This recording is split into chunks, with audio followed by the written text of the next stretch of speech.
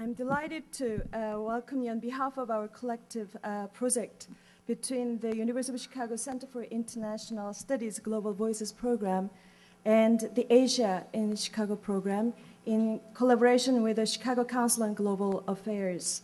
The program is co-sponsored by the Korean Consulate in Chicago and the Center for East Asian Studies at the University of Chicago. The program today will be recorded and available on a podcast for future reference on the university's website. And now onto the program. It is my great pleasure to introduce our two distinguished speakers this afternoon, the Ambassador of the Republic of Korea to the United States, Tae-sik, and the United States Ambassador to Korea, Alexander Vershbow. For several years now, the two ambassadors have annually toured the U.S. in an ambassador's dialogue addressing the current security and economic situation in the Korean Peninsula and the state of U.S.-Korea relations, meeting the media and local business representatives in addition to often with state or local political leaders as well. In fact, today has been already a very busy schedule for them, including their visit to the Korean War Memorial at Kennedy Park in Chicago. I think it's the first memorial in the U.S. devoted to the Korean War veterans. Starting with today's schedule in Chicago, the ambassadors and their wives will have tours in various cities in the United States. I am aware that the United States Republic of Korea Ambassador Dialogue Tour program is first initiated by Ambassador Donald Gregg and Ambassador Hyun Hong-ju in 1992. All of us would agree that the Ambassadors Dialogue program cannot be more timely and more historically significant than this round, which both relations between the United States and the Republic of Korea and between the United States and the Democratic Republic of Korea have turned around a corner and has just opened a new chapter, which one can cautiously predict that has a happy ending. The six-party talks have set in motion a landmark course leading ultimately to the peaceful coexistence in East Asia. The FTA between the South Korea and the United States reached a consensus, and we just heard that Governor Bill Richardson and a delegation of U.S. envoys crossed the DMZ with the remains of 6 American servicemen from the Korean War. Now I'm going to introduce two ambassadors.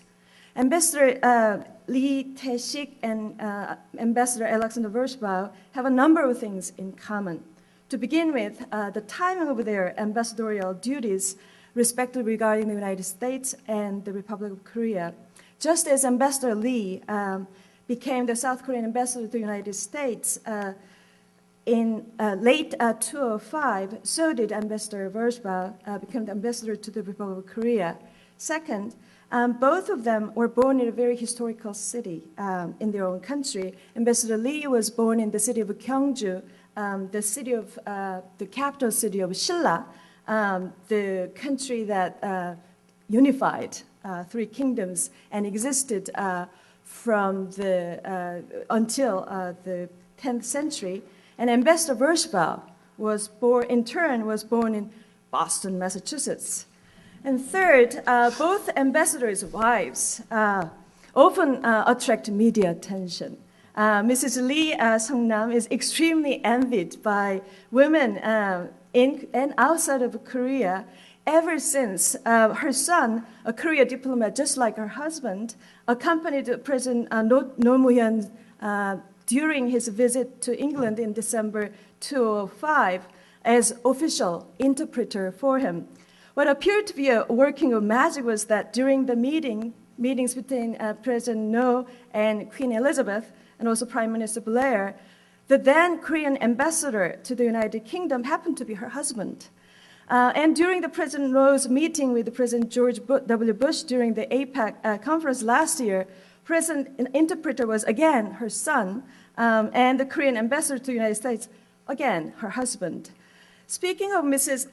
Lisa Vershbow, one has to note that her husband also modeled for her in her exhibition because she's an artist. She is a very renowned contemporary jewel designer and also metal craft artist. Her exhibitions had been in both Russia and Korea numerously. I suppose that while both ambassadors and wives must have been juggled with the demands of foreign affairs and also domestic affairs, they all seem to have been foreign to one area in parenting, raising girls. They only have sons.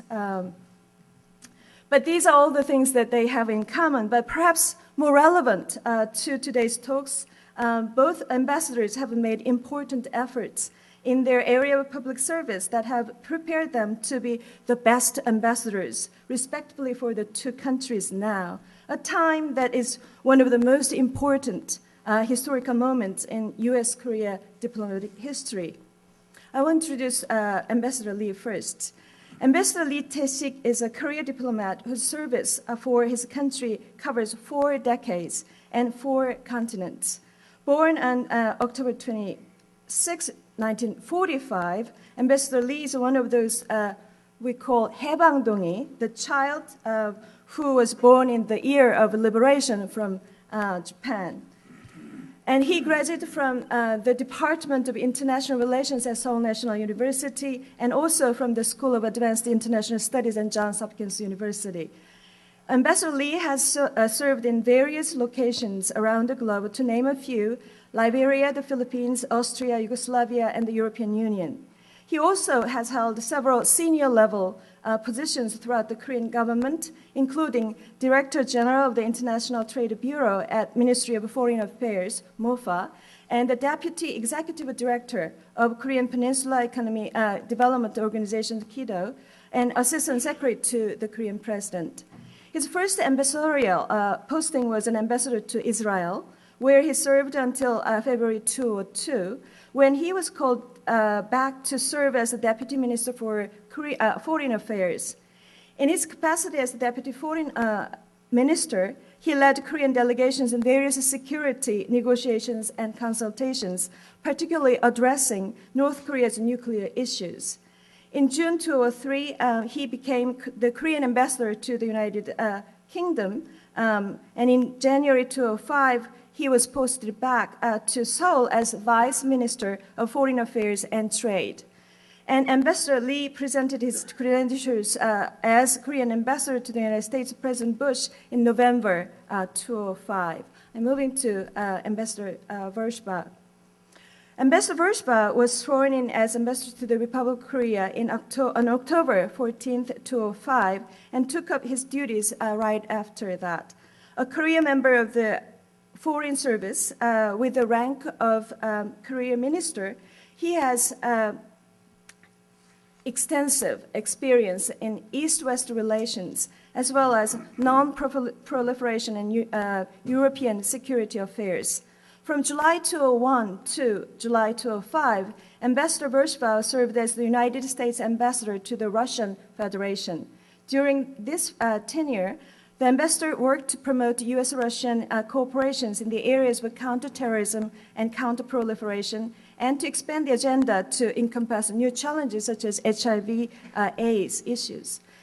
He received the American Bar Association's 2004 Ambassadors Award for his efforts for the causes of democracy, human rights, and the rule of law in Russia. From January 1998 until July 2001, Ambassador Vershbow served as the U.S. ambassador to NATO. As U.S. permanent representative on the North Atlantic Council, Ambassador Vershbow was involved in transforming NATO to meet post-Cold War challenges in various ways. In June 2001, Secretary of State Colin Powell awarded him the State Department's Distinguished Service Award for his work at NATO. From 1994 to 1997, Ambassador Vershbow served as Special Assistant to the President and Senior Director for European Affairs at the National Security Council. And in October 1997, former Secretary of Defense William Cohen presented him with the first annual Joseph Kuchel Award for his contributions to the cause of peace. Ambassador Vershbow is a long-term student of Russian affairs and also international relations. He's received a BA in Russian and Eastern European Studies from Yale and a master's degree in international relations and certificate of Russian Institute from Columbia University. He has held a series of assignments since joining the Foreign Service in 1977, including postings to the U.S. embassies in Moscow and London, advisor to the U.S. delegation to the strategic arms reductions talks in Geneva, and deputy U.S. permanent representative in NATO. He was a director of the State Department's Office of Soviet Union Affairs during the last years of Soviet Union. In 1990, he was awarded the Anatoly Sharansky Freedom Award by the Union of Councils of Soviet Jews for his work in advancing the cause of Jewish immigration from the USSR. Now, I welcome the two ambassadors to our campus, and also very pleased to announce that now we have a new Consul General in Chicago, Son Seung-hwan. I don't know where he is. Yes, he is there.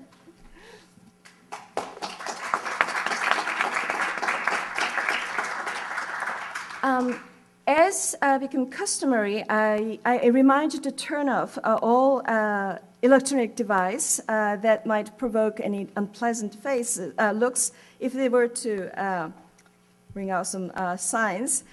Without further ado, please join me in welcoming Ambassadors Tae-sik and Ambassador Vershbow.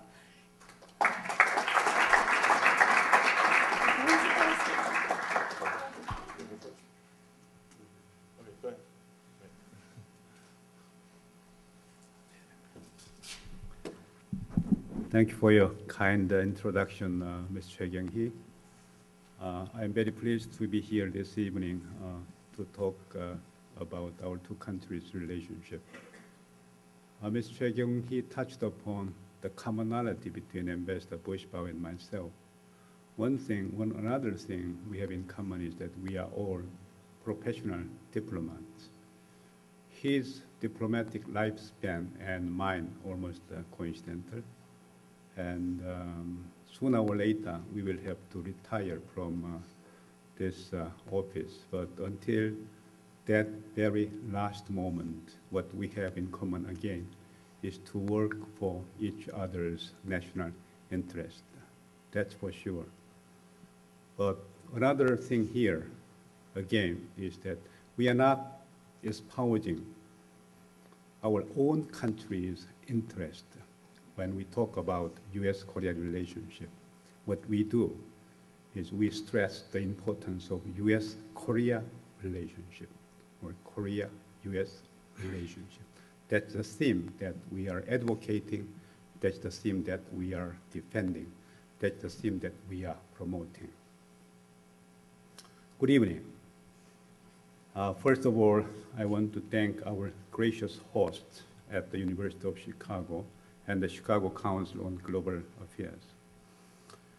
As was noted, Ambassador Vershbow and I are pleased to be here to kick off our second annual cross-country tour to discuss the dynamic Korea-U.S. partnership.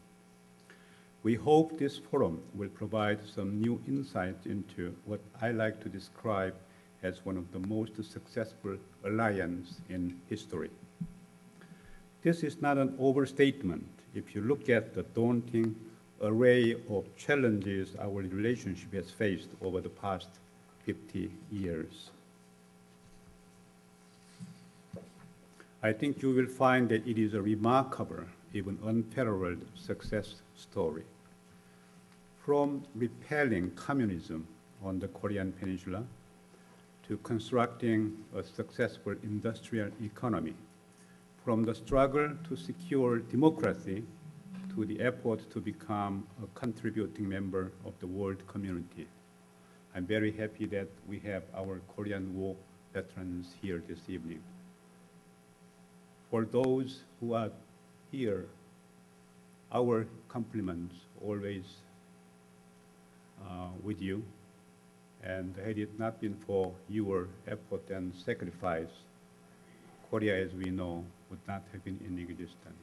Always, we extend our most heartfelt gratitude and thankfulness. None of these achievements was a given. In fact, most were considered long shots, but with the unique bond of understanding and commitment our two countries share, we overcame the odds. Our Korea-US alliance saw us through. Continuing this track record of success, I am pleased to note that this past year produced two more significant achievements. The first concerns the United Nations. For Korea, the UN has always meant more than just another global institution. After all, it was under the auspice of the UN that our country fought off communism and being saved. So it is somewhat of a paradox that it took 40 years more and that the Cold War's demise before we were actually admitted as a former member of that particular organization. And this was in 1991. Last year, however, just 15 years later, a South Korean was elected to the top office of United Nations Secretary General. So when our former Foreign Minister Ban Ki-moon took the helm of this organization on January the 1st this year, it was definitely a feeling for Korea of coming full circle. From a full recipient country to a position where we are now able to provide leadership to the organization. The other milestone of this past year is the successful negotiation of a Korea-US free trade agreement. This free trade agreement is literally a big deal, marrying the world's largest and 10th largest economies into the biggest bilateral free trade pact in the world. Of course, there were times during the marathon negotiations when the outcome was not clear, especially as the talks passed not one, but two so-called final deadlines, as Ambassador Vershbow can also attest. But in the end, with vision, flexibility, and leadership from the highest levels of our two governments, our negotiators prevailed. The result is a historic, high-quality, and forward-looking agreement. This FTA is a triumph on several levels for the Korean and US economies, for consumers who are the ultimate beneficiaries in this, and for the overall future of our alliance. First, the FTA will propel our country's economic relationship to the next level. According to the US International Trade Commission, the FTA would expand American exports to Korea by as much as $19 billion per year, while South Korean exports could realize a $10 billion boost. For Korea, President Roh Moo-hyun has risked alienating many of his core supporters in a bold effort to advance Korea's global competitiveness. His position is that with improved access to the world's largest and most sophisticated market, the FTA with the United States will serve as a springboard for South Korea to become an advanced economy. For the US, President Bush summed it up well when he noted that this FTA will generate export opportunities for US farmers, ranchers, manufacturers, and service suppliers, and promote economic growth and the creation of better paying jobs in the United States. For example, under the agreement, $1.9 billion worth of US farm exports to Korea will become duty-free immediately. In addition, with regard to US beef, the largest US agricultural export product to Korea at $9 billion in 2003. Sorry, 0.9 billion. The duties will be eliminated completely over the years. The agreement will also open up the Korean auto market to U.S. cars, not only by immediately removing the 8% duties, but also by simplifying its tax structure and reducing existing tax rates. At the same time, the FTA will expand market access and investment opportunities in many service sectors, including telecommunications, finance, audio-visual, and business services. Overall, the FTA will provide new access to Korea's prosperous market of 48 million people. Furthermore, increased access to the Korean market can provide American companies an important new foothold in the dynamic Asian region, where the U.S. has been losing market share to European, Japanese, and Chinese competitors. The second big winners in the FTA is consumers, who will benefit from greater choices and more affordable prices, a point that sometimes gets lost in the arcane policy debate. Within the first 3 years, the FTA would remove tariffs on nearly 94% of the product categories we trade, and after 10 years, virtually all remaining tariffs will be eliminated. So from automobiles and pork to digital televisions and textiles, citizens in both countries will be better off. Finally, besides benefiting both business and consumers, the FTA provides a boon to our overall bilateral relationship, as our enhanced economic alliance powerfully reinforces our traditional security-based alliance. You could think of the FTA as adding a steady gust of wind in our alliance sails. In fact, the Korea-US FTA is our most significant agreement since the 1953 Mutual Defense Treaty that established the Korea-US alliance. We expect it will take some work over the coming months for our respective legislatures to ratify an agreement of this scope, so we would certainly welcome your support in this effort. On the political front, Korea and the US have started to have strategic dialogues on global affairs. Our two foreign ministers sit down regularly with US Secretary of State for strategic bilateral discussions on a range of bilateral, regional, and international issues. In this context, our two nations are working together on such bilateral global concerns as terrorism, WMD proliferation, human rights, poverty, and the environment. On the security front, we are looking to the future as well. Having recently addressed such key alliance issues as the relocation and realignment of U.S. forces in Korea, strategic flexibility, wartime operational control, and burden sharing in the defense of Korean Peninsula. The most daunting and critical challenges we face then is the North Korean nuclear issue. It is vital that we resolve this problem or we risk living under nuclear fear.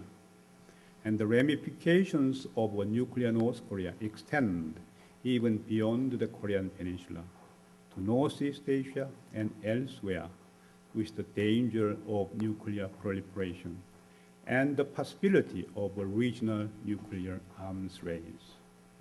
After more than a decade of negotiations on this subject, we know that engaging North Korea is not only strategically important, but extremely complicated and complex.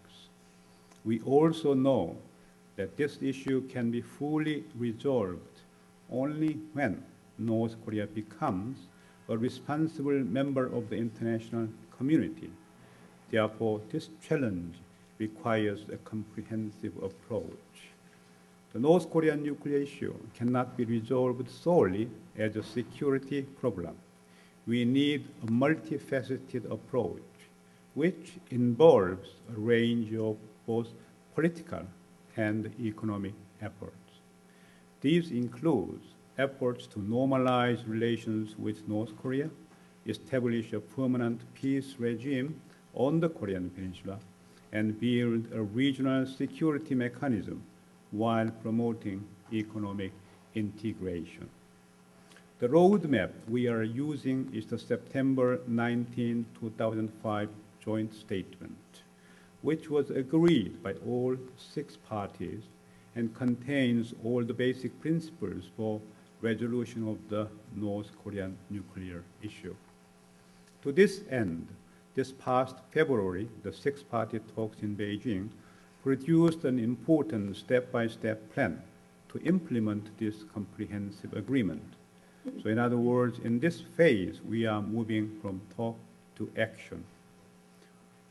According to this February 13th document, North Korea consented to shut down and seal for the ultimate purpose of abandonment its nuclear facilities.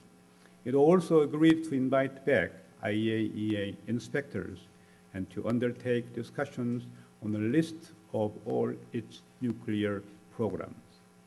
The other 5 parties, namely South Korea, the US, China, Russia, and Japan, are taking corresponding measures, including the provision of economic, energy, and humanitarian assistance, as well as talks concerning the normalization of relations with the North.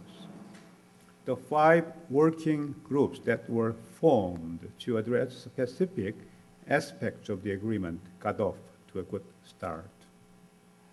But the talks hit a snag due to some technical difficulties in a banking matter that North Korea and the US were working to resolve.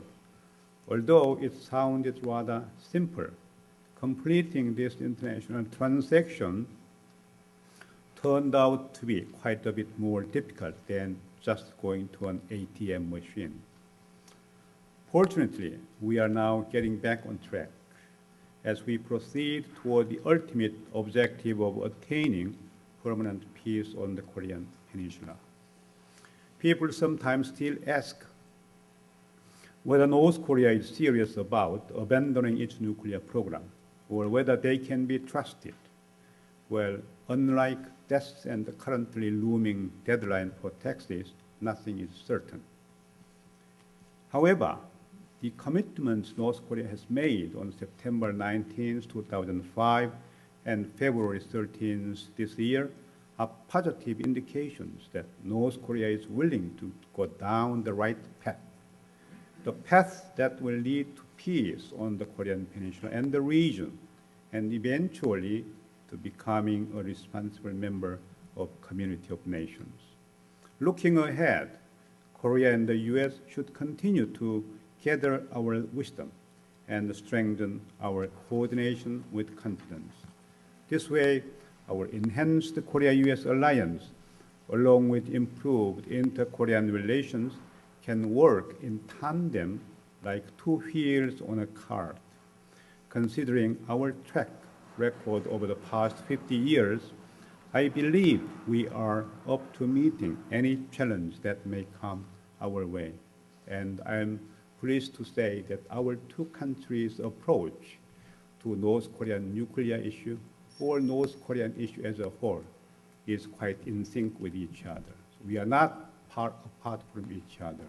We are taking the same approach with respect to North Korean issue.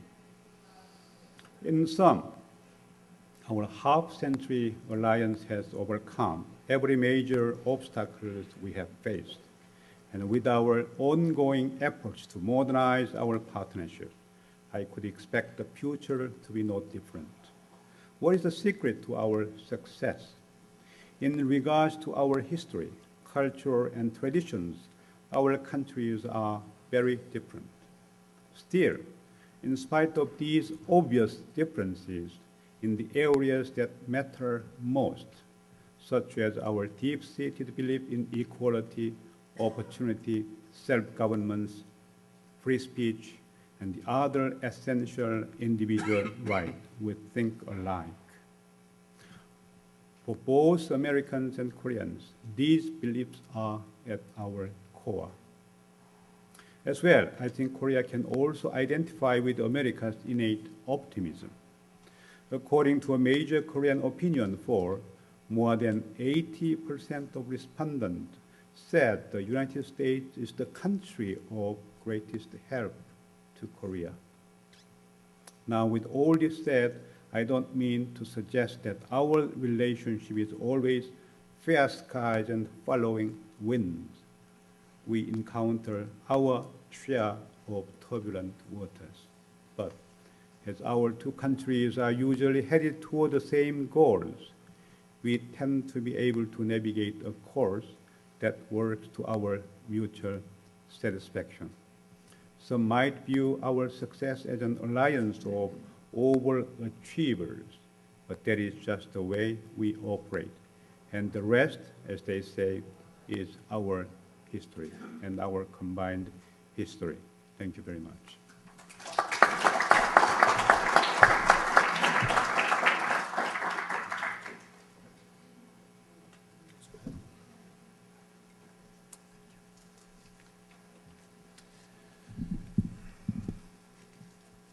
Thank you, Professor Che, for your introduction earlier, and thanks to Ambassador Lee Tae-sik for his interesting comments. It's a great pleasure for me to be kicking off our second joint road show.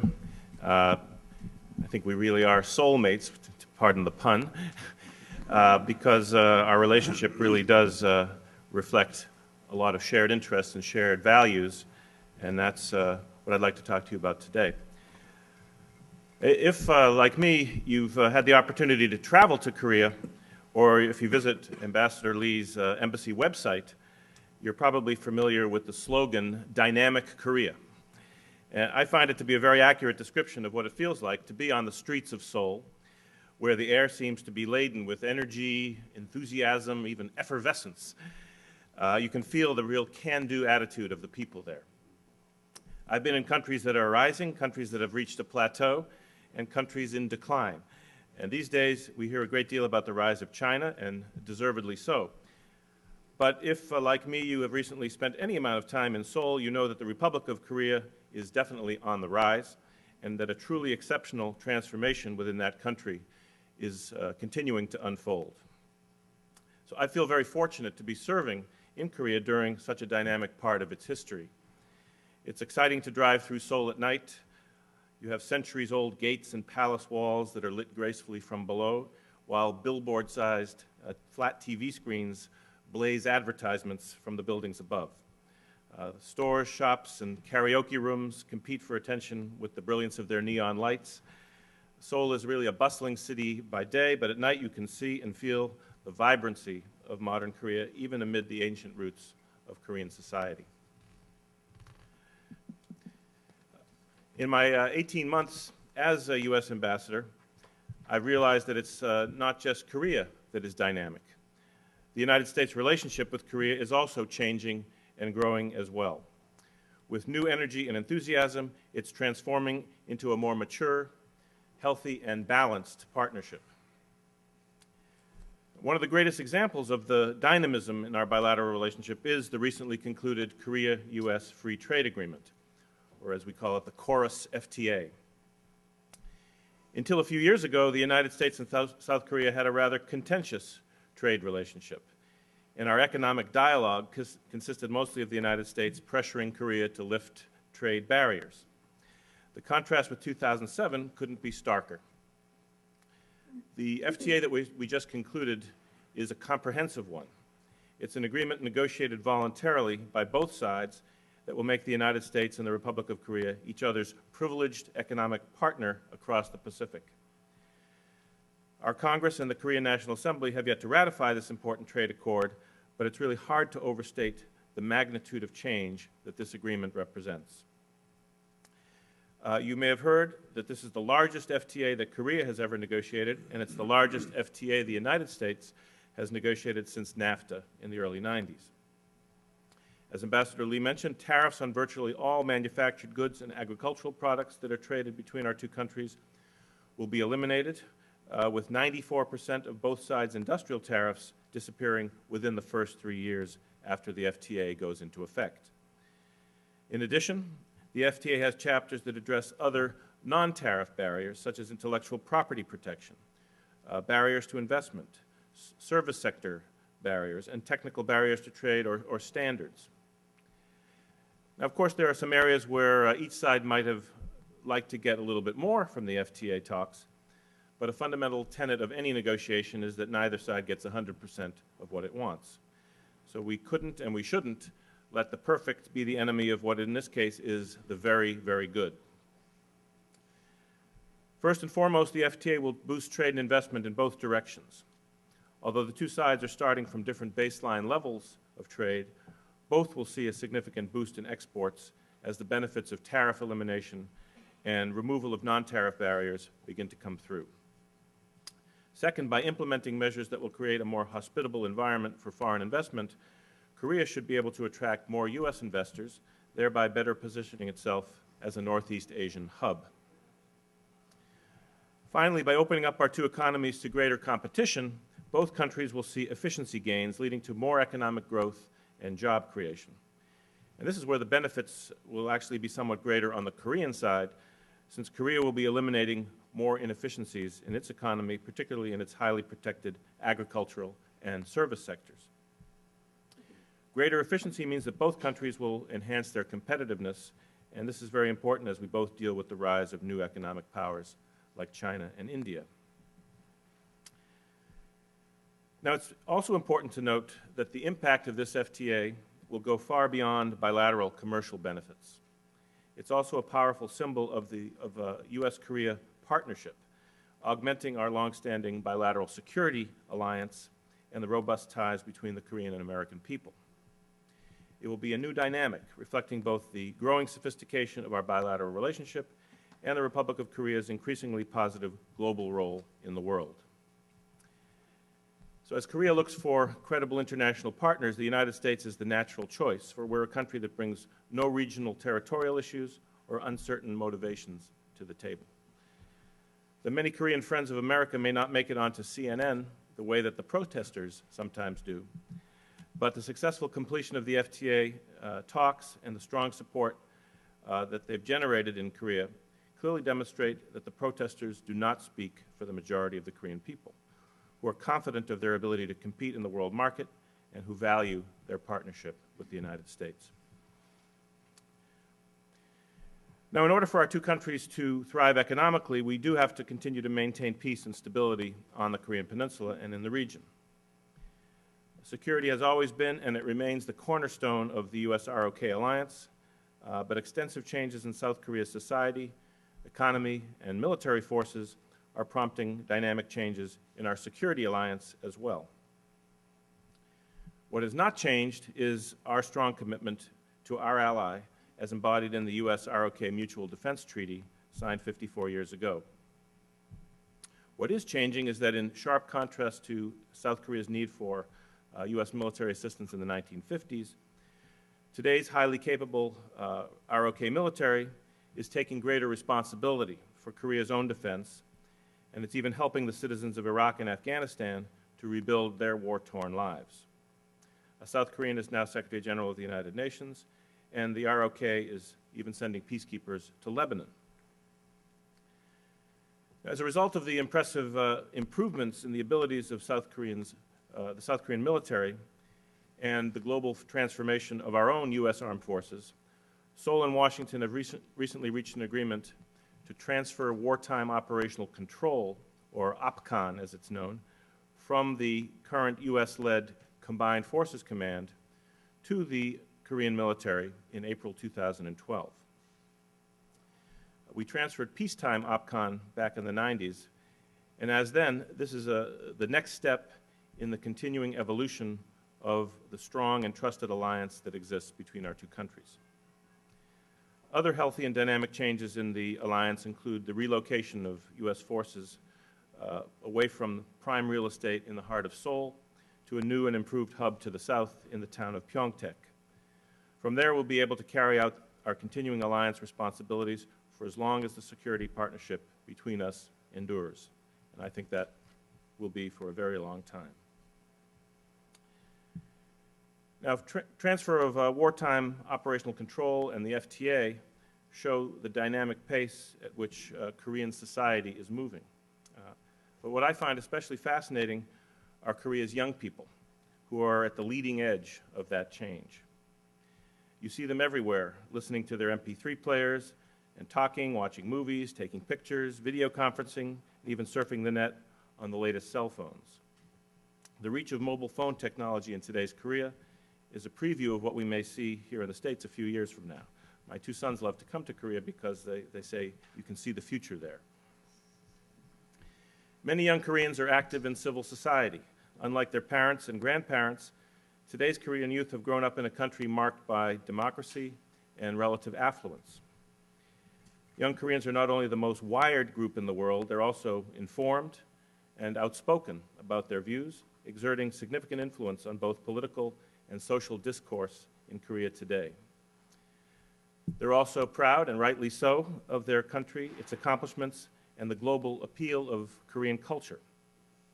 The so-called Korean wave of movies, TV soap operas, and music stars has already swept across Asia with great success, and it's even now reached the shores of the United States. The Korean film The Host was recently shown in theaters across America, getting hit reviews on this side of the Pacific as well as back in Korea. And while my own tastes run more towards classic rock and roll and jazz, it's impossible to argue with the success that Korean pop superstars like Rain have achieved. Rain is one of the first true Asian crossover artists on the American music scene, and it's hard to move up from being Time Magazine's second most influential artist of the year for 2006. In today's dynamic Korea, many cultural and societal paradigms are also shifting, opening up new possibilities for Korean women. Last year, Korea named its first female prime minister. And this year, one of the serious contenders for the presidential election in December is a woman. And later in the year, one or two more female candidates may enter the race. Who knows?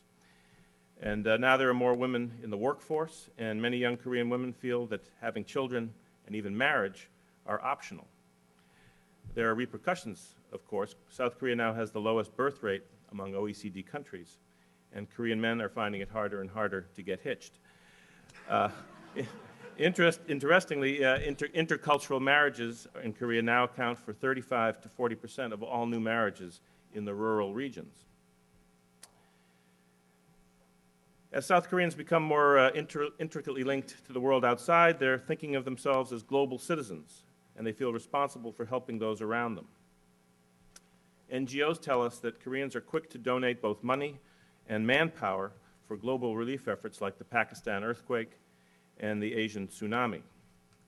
And I witnessed this firsthand when I arrived in Seoul soon after Hurricane Katrina. Many individual Koreans mailed in money. Some individuals gave as much as $100,000. And it was really a moving experience that provided me with a much better understanding of Korean generosity and the affinity that most Koreans feel toward America. Now, over the years, South Korea's relationship with and its views about North Korea have evolved considerably.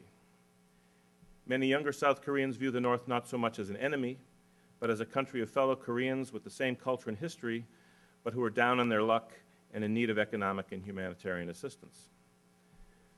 Some Koreans remain very concerned about the threat to security and stability posed by the North, but my observation is that the threat perception is lower than it used to be. Across the spectrum, however, South Koreans stand with the rest of the international community in seeking a denuclearized North Korea. And so it's towards this end that South Korea has joined with the United States and the other six-party countries in delivering a firm response to North Korea's provocative actions of last year, their missile launches in July and the nuclear test that they conducted in October. The Koreans have worked closely with us in laying the basis for the resumption of the six-party talks late last year and in sending a clear message to the North that it must live up to its obligations to denuclearize. So as Ambassador Lee mentioned, on February 13th, the parties did agree upon a series of concrete initial actions to be carried out over a 60-day period that would start the process of implementing the breakthrough agreement that was reached 2 years ago, the joint statement of September 2005. In that agreement, the North Koreans agreed to get rid of all their nuclear weapons and existing nuclear programs. In return, the other parties agreed to provide economic and energy assistance, to normalize political relations, to negotiate a permanent peace regime to replace the, quote, temporary armistice that ended the Korean War 54 years ago, and to work toward peace and security in the wider Northeast Asia region. There have indeed been some technical issues that have complicated the implementation of the February 13th agreement, but we and our partners are determined to keep up the momentum. And in particular, we expect the North Koreans to fulfill their commitment to shut down and seal the nuclear reactor and reprocessing facility at Yongbyon, which has produced plutonium for several nuclear weapons, and to do so with monitoring and verification by the International Atomic Energy Agency. Only then will the North receive the energy aid, 50,000 tons of heavy fuel oil, that was promised under the February 13th agreement.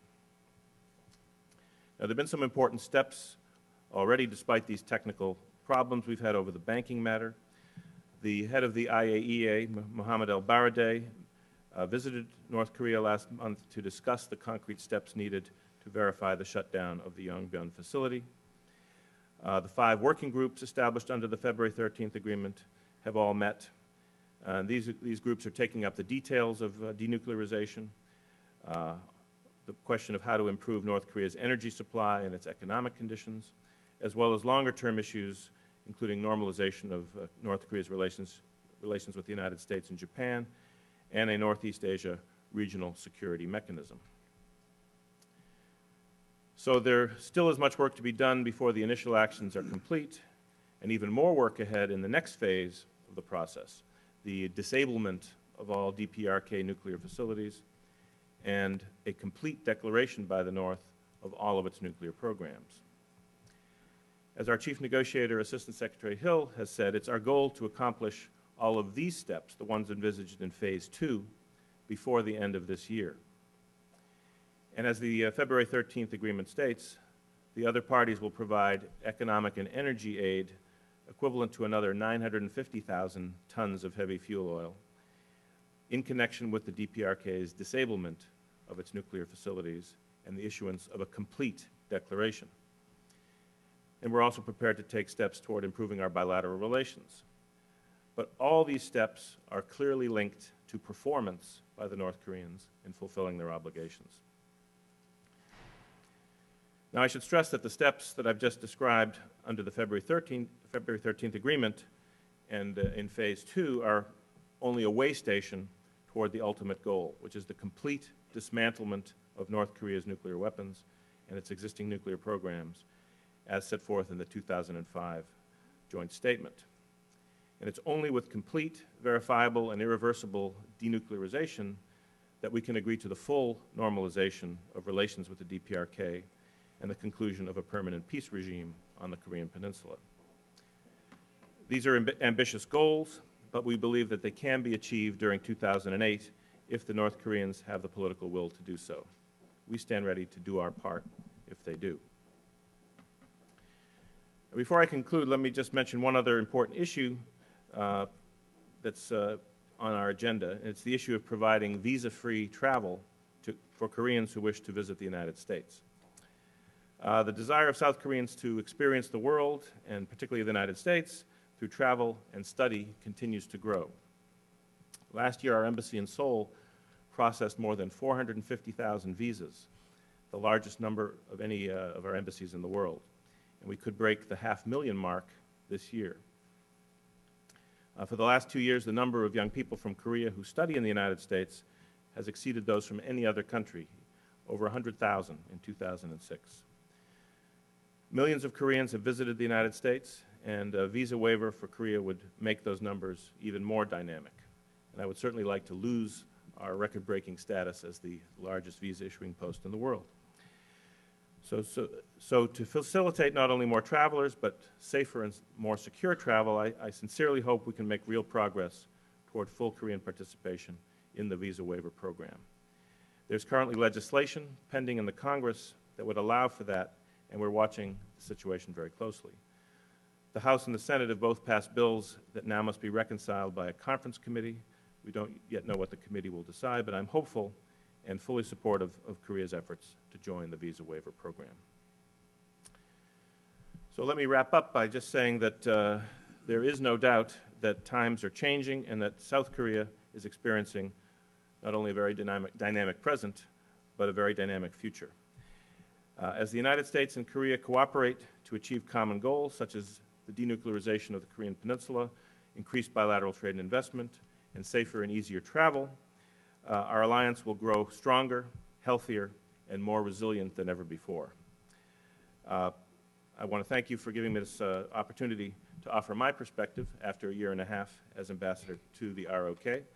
I look very much forward to hearing your views and to answering any questions that you might have. Thank you very much. I would like to ask you to identify yourself by stating your name and affiliation before asking questions. Yes, gentleman there. China's role in the context of Northeast Asia's peace and security is extremely important. And yet, that is not good enough. The reason is very simple. If we want to achieve something and that will ensure peace and stability in Korea, we will have to do something about U.S.-North Korean relationship. And that is the normalization. And that's what we are doing at the moment in the context of six-party talks. In the context of these six-party talks, also China's role has been very important and helpful. And yet, it is essential, and yet, it is not everything. Again, China can push North Korea to do something, to be more flexible in its position, and to be more cooperative in the negotiation. And yet, as we perhaps know, China's relationship with North Korea is not what it used to be, by which I mean they have just restructured their relationship on the basis of normal sort of relationship between any two normal countries. And traditionally, their relationship was somewhat uneven one. And therefore, in this uneven alliance partnership, one party was predominant and the other party was rather dependent. Although North Korea has declared that its foreign policy is rather independent approach. And yet, there was a certain traditional ties in which China's influence was very strong. But this is not the same as it used to be, and it's also changing. So a new relationship between China and North Korea is also emerging. And therefore, what we have to do to ensure the peace and stability in Northeast Asia is to make North Korea change in our constant engagement with the country and the leadership. Who can do that the most, and who can be most effective? That's the United States. Eventually, what North Korea has in mind is to normalize its relationship with North Korea and to establish some kind of peaceful relationship with Washington. So, and this ultimate goal for North Korea as well as regional countries, China can do something, South Korea can do something, US can do something, and others as well. And yet, China's role is important, essential, but United States' determination and role I believe is much more important.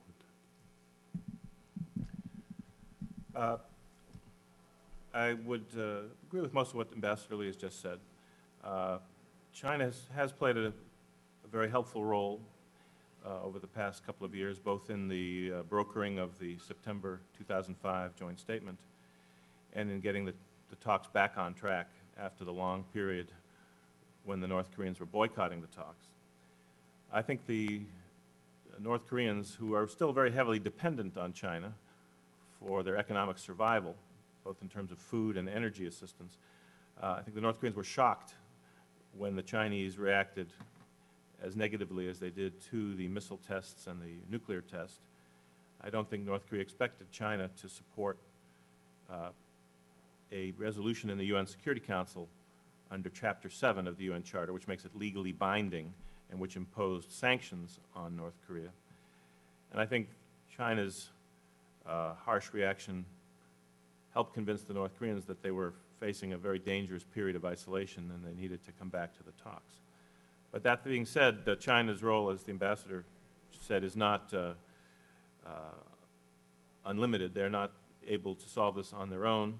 And I think the virtue of the six-party process is that it brings all the concerned players together, each of them with different sources of leverage and different carrots and different sticks that they can apply. And so we need everyone to contribute. Russia can do a lot more than they've been doing in the six-party process. Japan has decisive influence to play. Unfortunately, their involvement is stymied by the impasse over the abductions issue.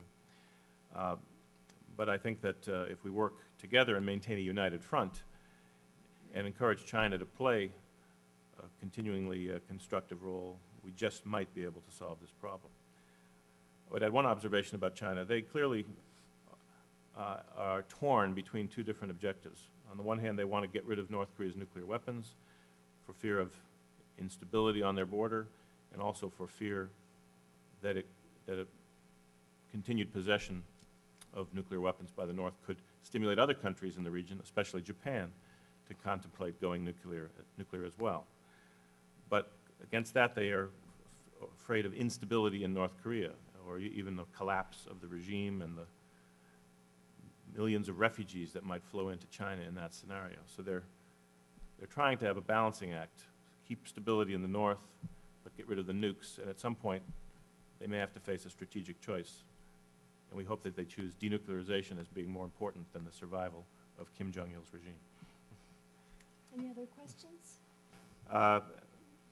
Actually, the latest opinion polls show improving support for the relationship with the United States and for the U.S.-ROK military alliance. And at least the initial impact of the completion of FTA talks has been a further upturn in the polls. The agreement itself, in some polls, is getting support as high as 60 to 65%. So I'm a little bit more optimistic about the trends. I think this tilt in perceptions towards China was more significant 2-3 years ago, but I think problems in Korea's relations with China, some historical disputes over territory have contributed to a cooling of people's ardor and resurgence of support for the U.S.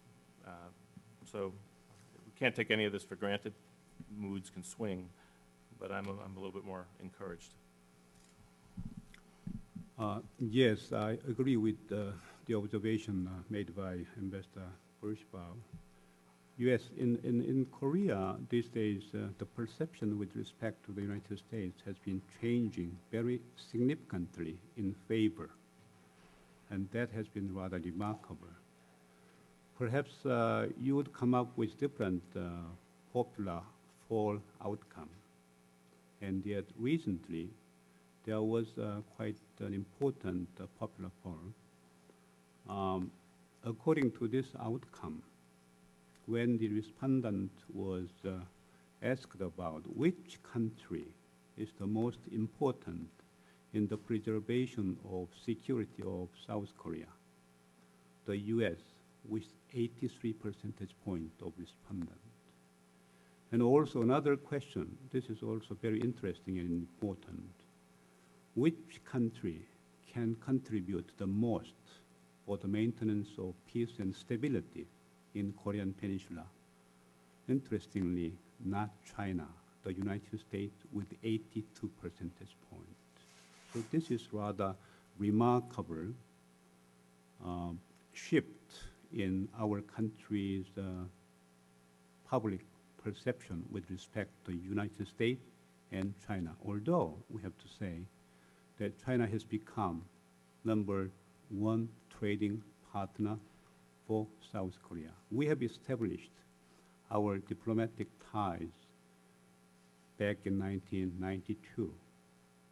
In 15 years' time, China has become #1 trading partner for Korea, more than our trade with Japan, more than with the United States. That is true. So perhaps many people or some people would say that based on this remarkable economic interaction and based on traditional sort of security concerns between the two countries, relationship between Korea and China would be much more predominant in Northeast Asian context.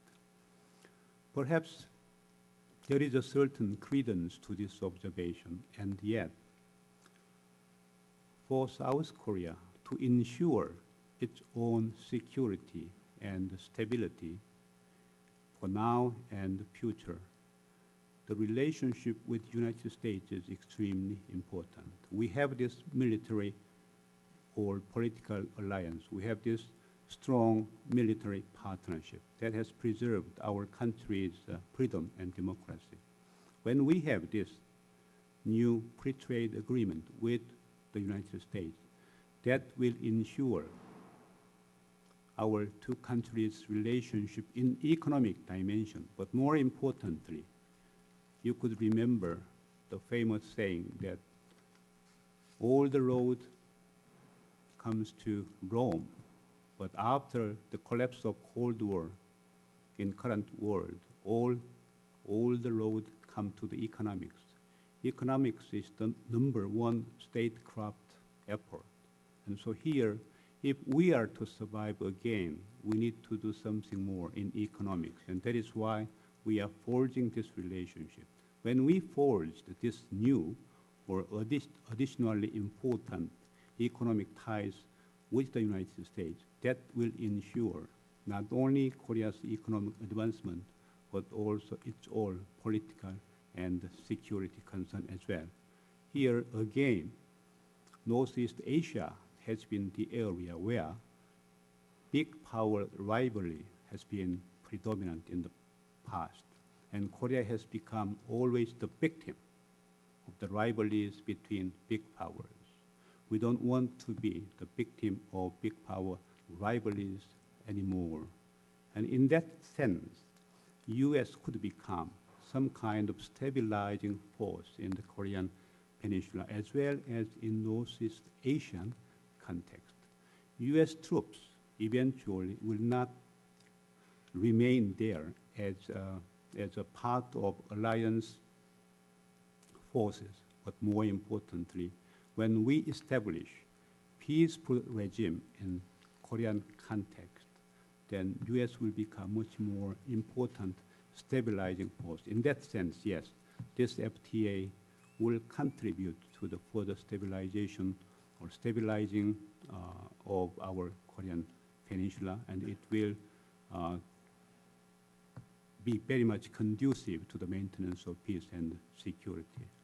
China's role, very important, and our relationship with China, economically, politically, diplomatically, very important. But we don't have any military sort of relationship with China. Thank you. Okay. My perception is that it hasn't probably had all that much direct impact on the ups and downs of the negotiations. I think that one hears a lot of complaints about our theater missile defense cooperation with Japan and North Korean propaganda. but you know, how much of a factor this is in their threat perception, I don't know. Let's remember, these are defensive programs. They do not carry even explosive warheads. They're using various high-tech kinetic approaches to shooting down missiles that might be falling upon Japan. So we think it's a perfectly legitimate field for U.S.-Japanese defense cooperation, especially when the missiles that were tested last July, the ones that were successfully tested are the ones that can reach Japan and South Korea. So I think it's a necessary aspect of our efforts to deter the North and to convince them that it's much better for them to seek a negotiated solution, to come out of their isolation and establish normal relations with the rest of the world. And then the threat that has called forth these theater missile defense programs will hopefully no longer exist. So, but in terms of actual conduct of the talks, we don't really hear much about it beyond North Korean propaganda. The transfer of operational control, as we've decided to do it in the year 2012, is not going to mean the end of our alliance. It's just an evolution of the alliance, and it doesn't have anything to do with the continued presence of U.S. forces on the Korean Peninsula. We are prepared to keep forces there as long as we are welcome by the people and the government of the Republic of Korea. So the command arrangements for our forces will change. We'll have to write new operational plans, and we have to make sure that we've fully trained and exercised the new system before we make the transfer. But we believe that we can continue to maintain stability, to deter the North under the future arrangements, just as we have done so today. Now, through the six-party talks, if we're successful, we can certainly lower the threat by eliminating North Korea's nuclear weapons, and hopefully the broader framework that is set forth in the September 2005 joint statement can also be implemented, and that would, we hope, lead to a permanent peace regime to replace the armistice, and with it perhaps measures to lower the level of military confrontation between the North and the South. A peace treaty is not simply a legal ending to the state of war, but hopefully will involve other measures that establish trust and confidence between North and South. So in that context, we might see some changes in force deployments on the part of both the ROK and the U.S. But I would say that no matter what, we will do everything to maintain deterrence, to deter North Korean aggression, and at the same time to provide a factor for peace and stability in the broader Northeast Asian region. I think that our alliance will remain important even if we completely succeed in the six-party talks because of broader security conditions in the region. You mentioned some of them, China, Japan. In fact, I think we have two key pillars in the region, the U.S.-Korean alliance and the U.S.-Japanese alliance, and we would like to maintain those as strong and healthy relationships for the indefinite future. Six-party talks are currently focusing our attention on the resolution of North Korea's nuclear problem, because that is most burning and pressing issue. But after this nuclear issue being resolved, we will have to go beyond that. And that is to ensure the permanent peace and security in Korean Peninsula on the one hand, and Northeast Asia as a whole. Now, in this context, what six-party talks can contribute or not contribute, what kind of role it can play. This is why when the six-party countries have agreed on this joint statement of September 19, 2005, there you have quite a comprehensive component which will ensure the peace and stability in Northeast Asia as a whole after the resolution of North Korea's nuclear problem. So first of all, if we are successful in achieving our immediate goal, which is denuclearization of North Korea, then our six-party forums will have to move forward to ensure a certain security framework in Northeast Asia. As you all know, we have something similar in Europe in the name of European Union, which ensures the stability and peace in Europe after the Second World War. In Northeast Asian context, we do not have such formula.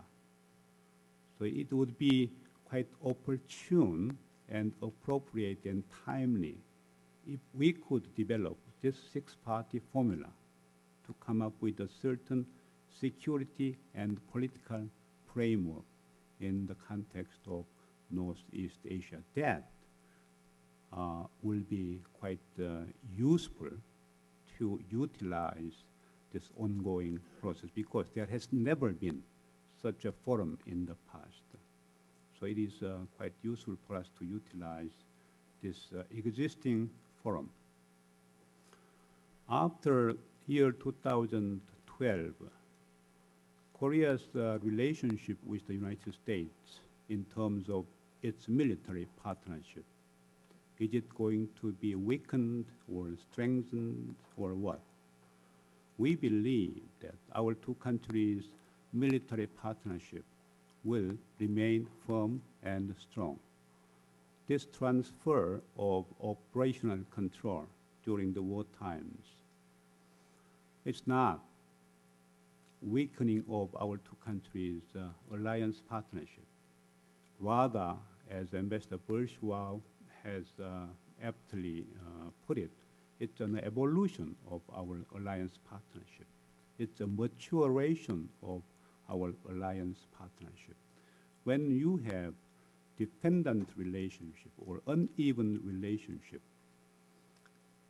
that must have been the thing of the past. Now, in the context of a new relationship between Korea and the United States, in the context of changed U.S. presence in Korea, and in the context of relocation of U.S. troops in Korea, this operational control transfer is rather a relevant development. That is why the United States and South Korea, our two governments, have been in full agreement in the transfer of this operational control during the war time. So we didn't have any difference at all, except the appropriate timing. Now, we have gone through with these painful discussions, and we agree even on this timing, and that is year 2012.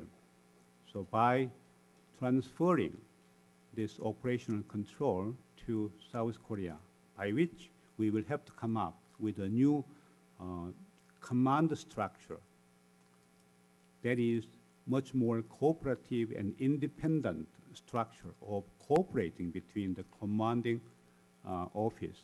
That will have to be done. But this will mean that our two countries' alliance partnership is going to be much more important and significant. And therefore, I would conclude, U.S. commitment to South Korea will remain firm and strong. And with this U.S. commitment, our two countries' alliance relationship will further evolve into some kind of important peaceful pause in Northeast Asia, by which I mean U.S. troops which are in South Korea will not defending South Korea alone, because if we come up with a certain peaceful relationship with North Korea, then U.S. forces' role in Korea would be much more important and expanded. That will include some kind of new role, giving new ethos and new justification. That is why we still maintain this important relationship. And as time goes by, this relationship is going to be much more important than before. Okay. Well, to the first question, no, our motivation was not, as you described it, relating to China or any other economic power in the Asian region. It was based on our assessment that U.S. and Korean economies were very compatible, and that an FTA between our two countries would definitely serve our mutual economic interests. We've looked at a number of countries as potential FTA partners, and Korea was definitely at the top of the list.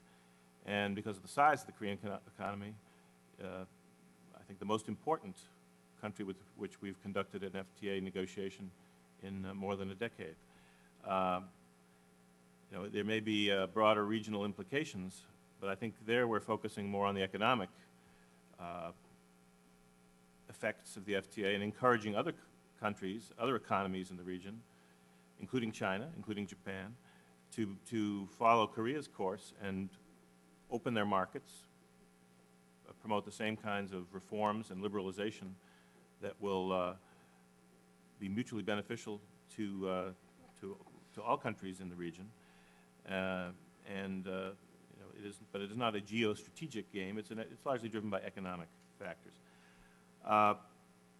On the second point, turning to North Korea, I think what you were proposing and what we're trying to do are not mutually exclusive, and I think through the six-party talks, you know, we hope to deal with the immediate challenge of the nuclear weapons, which is a threat to stability in the region.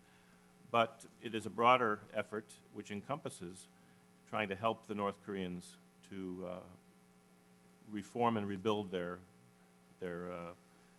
dysfunctional economy, to help improve living conditions for the North Korean people, which are abysmal, and tools such as exchanges, technical assistance, all are among the things that we could do if the process begins to gain some momentum. But I think it's difficult to contemplate a fully normal relationship with North Korea until they give up the nukes. And so that's why the agreements that we've reached so far in the six-party talks are very much conditional. If they deliver on denuclearization, the other parties will reciprocate with measures to help them economically. But certainly the country needs reform. It needs the kind of opening up of the society, the free flow of information, the encouragement of entrepreneurship that has helped China. It's helped all the former communist countries of Eastern Europe and Central Europe to improve the lives of their people, and that's the path we'd like to see North Korea follow. South Korea tries to do this through its engagement strategy, and there have been some limited results, but I think North Korea has to make some decisions about real economic reforms for engagement to make a more substantial difference. Finally, on the last question, I don't think there's as sharp a contrast between our approaches to Iran and North Korea as you suggest. We are certainly trying to achieve a solution through diplomacy with Iran. The mechanisms are also multilateral. We're working both through the United Nations Security Council and working with key members of the European Union plus Russia in trying to offer Iran a normal relationship with us and with the rest of the world if they accept commitments that would reassure the rest of the world that they're not pursuing nuclear weapons. They have covertly pursued uranium enrichment and other technologies that put them close to the threshold of the capability to develop nuclear weapons. And so far, diplomacy has not yielded many results, but that's still the path that we're on. I think in Iraq, you know, we admit that the intelligence on which our concerns about WMD were based was faulty. But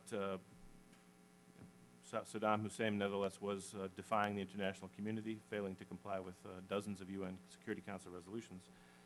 So there was a basis for military action. But anyway, plowing over the past is not going to solve the immediate problems. And we need to try to leave Iraq in better shape than we found it. And that's the challenge that we all are facing today. Let me just add a couple of points. First of all, Korea's economic policy or trade policy is not confining to the United States alone. As far as this FTA is concerned, after our trade relationship with or FTA with the United States, we will have to go to the European Union for another trade linkage. We have already done with ASEAN countries and EFTA countries. So we will be going to the European Union for new free trade agreement. But also, we have been talking with Japan on this as well. And also, we are going to launch our discussions with China on this FTA. So FTA, what has been the kind of political motivation in coming up with U.S.-Korea FTA relationship? I don't think there was a certain conspiracy agenda in coming up with this. As far as we are concerned, we are going to conclude as many FTA agreements as possible with major economies in the world. Concerning this exchange with North Korea, not simply focusing on the nuclear issue, you are right. That is why South Korea has come up with this engagement policy since the year 2000.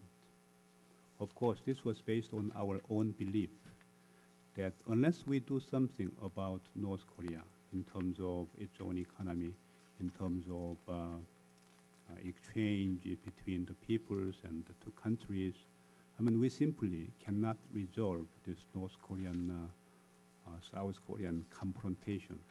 In the past, we have lived under that confrontational relationship. Perhaps it was too long. And we wanted to come up with a cooperational scheme, less confrontation, with more cooperation as much as possible. That's why we came up with this engagement policy. It went to a certain extent, and when we found a new information that North Korea was working on this nuclear program, then this political process has been stalled. Although we like to continue this political process, but we simply cannot go beyond as if nothing had happened when we have this nuclear ambition of North Korea. That is why we are focusing our attention on this nuclear issue. And at the same time, we will have to put in place a certain process of political reconciliation and exchange of peoples and others as well. That's also very important. If you remember what happened between the United States and China back in 1997-72, ping pong started the political process, and that's very important. I take note of that.